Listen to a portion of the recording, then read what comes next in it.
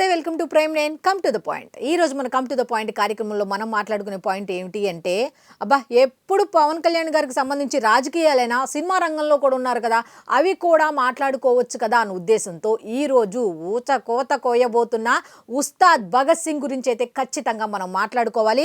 ఇంకొక విషయం, చాలామంది ఇప్పుడు కామెంట్ రూపంలో నాకు ఏమడుగుతారంటే, అదేంటి మీరేం చెప్పారు, మాకు పనిచేసే వ్యక్తి గురించే కదా మేము మాట్లాడతాము, రాజకీయాల్లో 10 మందికి ఆదర్శవంతులైతేనే కదా మేము మాట్లాడతామని అన్నారు కదా, మరి సినిమా రంగానికి సంబంధించి నువ్వెందుకు మాట్లాడుతున్నావమ్మా, అసలు నువ్వేమన్నా మాట్లాడే దాంట్లో అర్థం ఉందా అని నన్ను క్వశ్చన్ చేస్తారు. కాకపోతే క్వశ్చన్ చేయకుండా నేను ఇచ్చే ఆన్సర్ ముందే ఏమిటి అంటే, రాజకీయాలకి ప్రజాసేవకి ఈ ఉస్తాద్ భగత్ సింగ్ కూడా మంచి రిలేషన్ అయితే ఉంది. అందుకే కమ్ టు ద పాయింట్ కార్యక్రమంలో కూడా ఆ పని చేసే వ్యక్తి గురించే మనం మాట్లాడుకుంటున్నాం. మీకు ఆశ్చర్యకరమైన విషయం తెలుసా, ఉగాది రోజున 19వ తారీఖు ఈ సినిమా రిలీజ్ కాబోతోంది.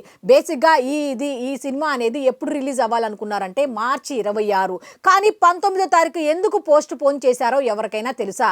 సో ఖచ్చితంగా ఈ రోజు గురించి మనం మాట్లాడుకోవాల్సిన అవసరం ఎంతైనా ఉంది. ఎందుకంటే నేను చెప్పా, పని చేసే వ్యక్తి గురించి మాత్రమే మనం మాట్లాడుకోవాలి అని. కాబట్టి ఈ ఉస్తాద్ భగత్ సింగ్లో ఆయన ఏం చేశారు, ఐపీఎస్ ఆఫీసరా, ఇంకేదైనా సినిమా గురించి అసలు నేనేమి మాట్లాడను. కాకపోతే ఈ డేట్ మార్చి 26 నుంచి 19 వరకు మారటంలో గల కారణాలు గనక మీరు తెలుసుకుంటే మళ్ళీ ఏప్రిల్ వచ్చే వరకు కూడా థియేటర్స్ అయితే ఖాళీ ఉంచరు.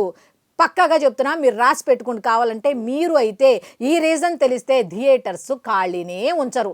సో ఇక వేస్ట్ చేయకుండా ఊరించి ఉసురు తీయటం కన్నా అసలు విషయంలోకి వెళ్ళిపోదాం మన కమ్ టు ద పాయింట్ కార్యక్రమంలోకి.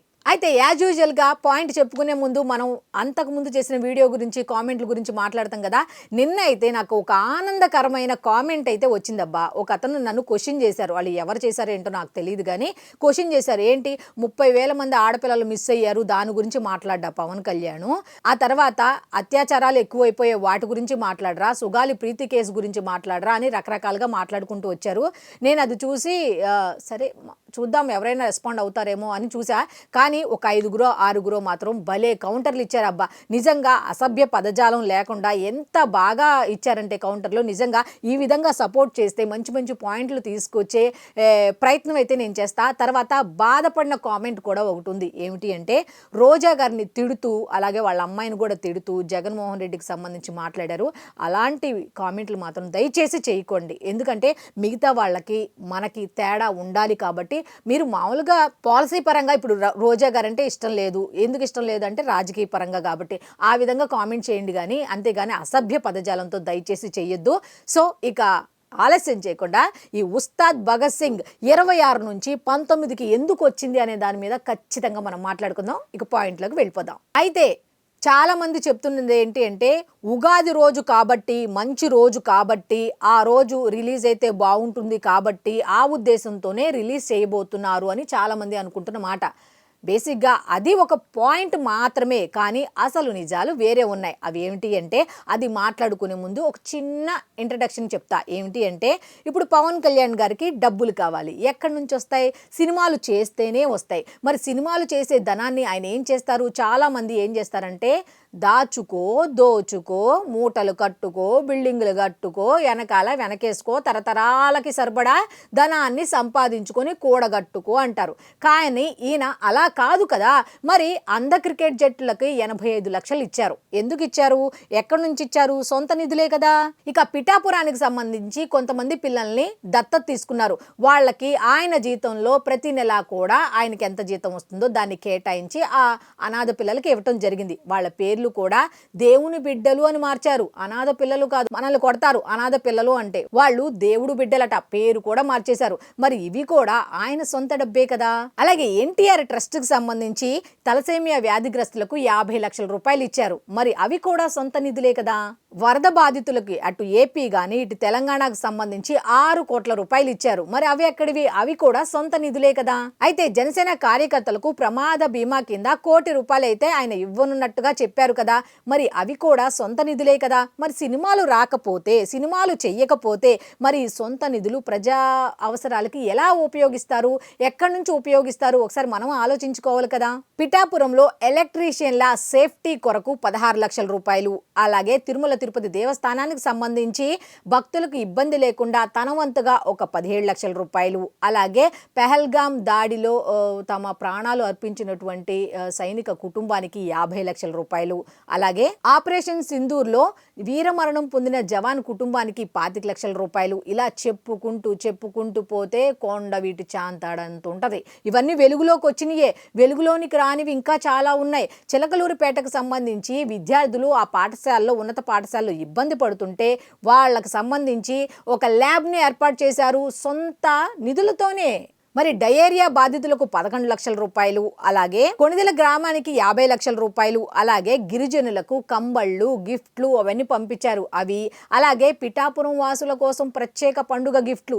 ఇవన్నీ ఎక్కడి నుంచి వస్తాయబ్బా? సినిమాలు చేయకపోతే ఆయనకేమో సూట్ కేసులు మోయటం రాదు, మోసుకొచ్చిన వాళ్ళని ఆహ్వానించడం రాదు, వాళ్ళ దగ్గర నుంచి తీసుకోవటం రాదు. మరి అలాంటప్పుడు ఏం చేయాలి అంటే సినిమాలు చేసుకోక తప్పదు. మరి సినిమాలు చేసుకోక తప్పదు కాబట్టి అలా అని చెప్పి ప్రజాసేవను ఏమైనా విస్మరించారా అంటే ప్రజాసేవే, సినిమాలు అన్నట్టుగా ఆయన పని చేసుకుంటూ వెళ్తున్నాడు. చాలామంది విమర్శించిన మాట ఏమిటి? పవన్ కళ్యాణ్ సినిమాలు మానేయాలి అని. పవన్ కళ్యాణ్ సినిమాలు మానేస్తే ఇలాంటి సహాయాలు ఎక్కడి నుంచి ఇస్తారు? ఎంతసేపు ప్రభుత్వమే ఇస్తుంది అని చెప్పి 10 మందికి ఆదర్శప్రాయంగా నిలవాల్సిన వ్యక్తి అలా వదిలేస్తే ఎలా? ఆ ఉద్దేశంతో సినిమాలు చేస్తూ పార్టీని నడుపుకుంటూ సభ్యత్వ నమోదు కార్యక్రమానికి కూడా 2 కోట్ల రూపాయలు ఇచ్చారు అంటే మరి అది సొంత నిధులే కదా. మరి అవి ఎక్కడి నుంచి వస్తాయంటే సినిమాలు చేసుకుంటూనే వస్తాయి. ఇదంతా కూడా ఎట్లా ఉంటుందంటే ఇదంతా కూడా ఎట్లా ఉంటుందంటే ఆయన గురించి అది గొప్పగా చెప్తున్నట్టు ఉంది. గొప్పగా కాదు, ఆయన చేసింది ఇదంతా సొంత నిధులు ఖర్చు చేశారు. ఇదంతా కూడా ఎక్కడి నుంచి వచ్చింది అంటే సినిమాలు చేస్తేనే. ఇప్పుడు ఇంతకీ నేను ఇందాక ఒక పాయింట్ చెప్పాను కదా, 26 నుండి 19కి ఎందుకు మారింది అనే దాని మీద ఇప్పుడు మనం అసలైన పాయింట్లోకి ఎంటర్ అవుదాం. ఎందుకంటే ఆయన ఏమేం చేశారు సినిమా డబ్బులతో అనేది ముందు చెప్పుకున్న తర్వాత అసలు 26 నుంచి 19కి ఎందుకు వెళ్ళింది అనే దాని మీద మనం ఖచ్చితంగా మాట్లాడుకుందాం. అయితే ఉగాదికి ఈ ఉస్తాద్ భగత్ సింగ్ ఊచకోత అవునా కాదా అంటే ఎస్, ఖచ్చితంగా అయ్యే తీరుతుంది. ఆయన ఐపీఎస్ ఆఫీసరా, ఇంకో పాత్ర ఇవన్నీ పక్కన పెట్టు, జస్ట్ పవన్ కళ్యాణ్ 2.5 గంటల పాటు పవన్ కళ్యాణ్ని అలా నోరు తెరుచుకొని చూడొచ్చు అన్న ఉద్దేశంతో వెళ్ళేవాళ్ళు చాలామంది, కోట్ల మంది అభిమానులు ఉంటారు. 2.5 గంటల పాటు ఆయన్ని చూస్తూనే ఉండొచ్చు. ఆయన ఏం చేస్తున్నారో, ఏం చేయబోతున్నారో దాని ఆసక్తి మీద 2.5 గంటలు కుర్చీలో కూర్చొని లెగకుండా చూడొచ్చు అనడానికి ఉస్తాద్ భగత్ సింగ్ ఎప్పుడు రిలీజ్ అవుతుందో అని ఎదురు చూసే వాళ్ళల్లో నేను కూడా ఉన్నాను. కాకపోతే ఇక్కడ మనం మాట్లాడుకోవాల్సిన పాయింట్ ఏంటంటే డేట్ గురించి మాట్లాడుకుందాం. ముఖ్యంగా ఏమిటి అంటే మార్చి 18వ తారీఖు అమెరికాలో అయితే ప్రీమియర్ షో అయితే వేస్తారు అన్నట్టుగా తెలుస్తోంది. మరి 19వ తారీఖు ఇటు మన సైడ్ వచ్చేసరికి అయితే ఉగాది పండుగ కాబట్టి ఉగాదిని ఒక అద్భుతమైన డేట్గా, అద్భుతమైన పండుగగా, మన తెలుగు పండుగగా అనుకుంటాం కాబట్టి మరి ఒక తెలుగు నాయకుడు మన కోసం ఇంత శ్రమిస్తున్నప్పుడు తెలుగు పండుగ రోజు ఆ సినిమాని ఆదరించాల్సిన అవసరం ఉందా అంటే ఎస్, ఖచ్చితంగా ఉంది. అదొక్కటే కాదు, అసలు 19 ఏం జరుగుతోంది? ఉగాది కదా. 20వ తారీఖు ఏంటో తెలుసా? 20వ తారీఖు రంజాన్, 21, 22 శని ఆదివారాలు. ఇక మార్చి 27 శుక్రవారం వచ్చింది, శ్రీరామనవమి వచ్చింది. ఆ తర్వాత 28, 29 శని ఆదివారాలు వచ్చేసాయి. నెక్స్ట్ ఇక ఏప్రిల్, మార్చి అయిపోయింది. ఇక ఏప్రిల్లో కనుక ఎంటర్ అయిపోతే ఏప్రిల్ 3 వచ్చేసరికి గుడ్ ఫ్రైడే వచ్చింది, హాలిడే. 4th, 5th వచ్చి సాటర్డే, సండే. అంటే దాదాపు ఉస్తాద్ భగత్ సింగ్కి 10 రోజులు సెలవులు అనమాట. మామూలుగానే సెలవులు లేకపోతేనే అంత ఇదిగా వెళ్ళిపోతారు జనమంతా కూడా, అభిమానులంతా కూడా. మరి వరుసగా 10 రోజులు సెలవు వచ్చిందంటే అసలు మామూలుగా ఉంటుందా? మధ్యలో అయితే ఒక 4-5 రోజులేమో వర్కింగ్ డేస్ ఉండేది ఆఫీసులకి, మిగతా అన్నీ కూడా వరుసగా 10 రోజులు మామూలుగా ఉండదు కదా. ఖచ్చితంగా వెళ్ళాలి. ఎందుకంటే సినిమాల్లో డబ్బులు సంపాదించి దాచుకోవడానికి, దోచుకోవటానికి కాదు, ప్రజా సంక్షేమానికి వాడుతున్నారు కాబట్టి ఈ సినిమాని ఎలా ఉన్నా సరే ఆదరించాల్సిన అవసరం అయితే అభిమానుల్లోనే కాదు, ఆయన్ని ఇష్టపడే, ఆయన చేసే ప్రతి పని వల్ల లాభపడే వాళ్ళందరూ కూడా చేయాల్సిన పని ఏమిటి అంటే ఖచ్చితంగా ఈ సినిమాను చూడాలి, ఆదరించాలి, ఆదరిస్తారు అని అయితే నేనైతే కోరుకుంటున్నా.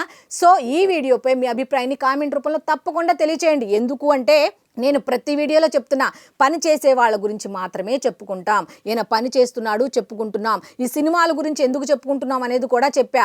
అంత డబ్బు వస్తే అదంతా తీసుకెళ్ళి ప్రజలకే వాడుతున్నారు. అలాంటి నాయకుల గురించి చెప్పుకోకపోతే ఇంకా మనం ఇలాంటి వీడియోలు చేసి ఉపయోగం ఏమిటి? సొంత నిధులు ప్రజా జీవితాలకు సంబంధించి, ప్రజలకు సంబంధించి కేటాయించే నాయకులు ఎవరైనా మీ దృష్టిలో ఉంటే వాళ్ళ గురించి కూడా మీ కామెంట్ రూపంలో మీ అభిప్రాయాన్ని తప్పకుండా తెలియచేయండి. వాళ్ళ గురించి కూడా చెప్పే ప్రయత్నం అయితే నేను చేస్తా. ఎందుకంటే నాకు తెలిసినంత వరకు రాజకీయాల్లో ఉంటూ రాజకీయ పరంగా అలాగే ప్రభుత్వ పరంగా పనిచేస్తూనే సొంత నిధులు ఖర్చు చేసే ఏకైక వ్యక్తి ఎవరు అంటే ఈ పవన్ కళ్యాణ్ గారు అని ఖచ్చితంగా చెప్పుకోవచ్చు.